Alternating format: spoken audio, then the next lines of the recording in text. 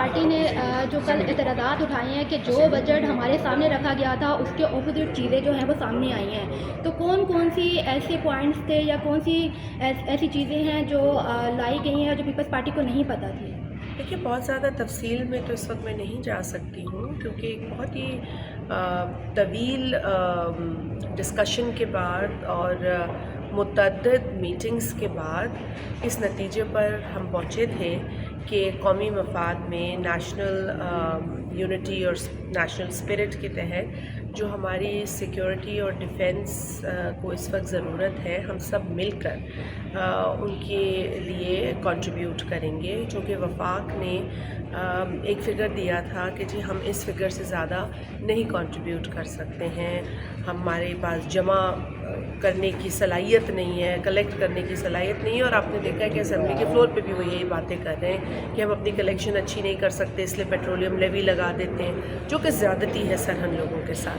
تو انہوں نے کہا کہ جی ہم اس سے زیادہ نہیں کر سکتے اور صوبوں کو کنٹریبیوٹ کرنا ہے. تو صوبوں نے پھر بیٹھ کر پہلے تو وفاق سے ان کی فگرز پہ بات کی، اور اس کے بعد صوبوں نے اپنی اپنی گنجائش کے مطابق جو آئین کے اندر ایک گرانٹس کی آپشن ہے اس کے تحت وفاق کو سپورٹ کیا کہ وہ ہمارے جو سیکیورٹی اور جو کہ جس کی اب آج ضرورت ہے.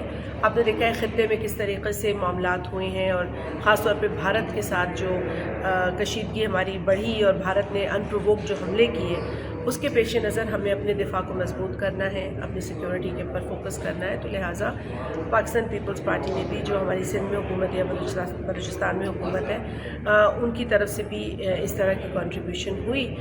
جب ہم نے بجٹ بکس دیکھی کھولیں تو یہ دیکھا گیا کہ ایسی ایسی مد میں رقوم رکھی گئی ہیں جو ڈیفنس اور سیکیورٹی سے بالکل ہٹ کر ہے. تو یقیناً ایک کمٹمنٹ آپ نے کی، ایک انڈرسٹینڈنگ آپ نے ڈیولپ کی ہے ہمارے ساتھ. اب اس کو خراب کرنے سے کوئی فائدہ نہیں ہے. میں سمجھتی ہوں کہ اس سے بدمزگی ہوگی.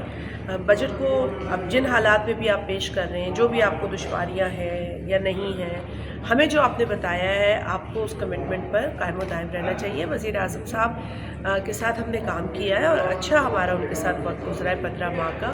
ہمیں یہ امید نہیں تھی کہ اس طرح کے معاملات پھر ریفلیکٹ کریں گے بجٹ بکس کے اندر، جس کے حوالے سے پہلے ہی بات ہو چکی ہے، اور اس کے برعکس اب جو چیزیں نظر آ رہی ہیں وہ تشویشناک ہے. لیکن ہم ابھی بھی اس پہ بات کر رہے ہیں، اور میں امید ہے کہ اس طرح جو بھی مس انڈرسٹینڈنگز ہیں یا جو بھی خدشات اب ہمیں نظر آ رہے ہیں یا جو بھی ہمیں چیزیں کمٹمنٹ سے ہٹ کر نظر آئی ہیں، ہمیں یہ امید ہے کہ وزیر اعظم صاحب اس پر خود کام کریں گے اور ان کو خود ایڈریس کریں گے اور ہماری اس تشویش کو، اس شکایت کو دور کریں گے. اچھا میڈم، ایک کوشچن اور لے لیں کہ اگر آپ نے اپنے تحفظات حکومت کے سامنے رکھ دیے، کہ اس حوالے سے کوئی آج کوئی میٹنگ بھی ہے کہ نہیں، حکومت نے کوئی جواب دیا ہے؟ دیکھیے، ان کے ساتھ اب ایک کانٹیکٹ اسٹیبلش ہوا ہے، اس پر بات ہو رہی ہے. چند ایک لوگ ہمارے جو ہیں اس میسج کو آگے لے کر گئے ہیں، اور جہاں جہاں پہ یہ ہم نے فگرز دیکھے ہیں ان کو پوائنٹ آؤٹ کرایا جا رہا ہے کہ یہ اس طرح کے فگرز ہیں اور یہ تو اس کمٹمنٹ سے ہٹ کر ہیں.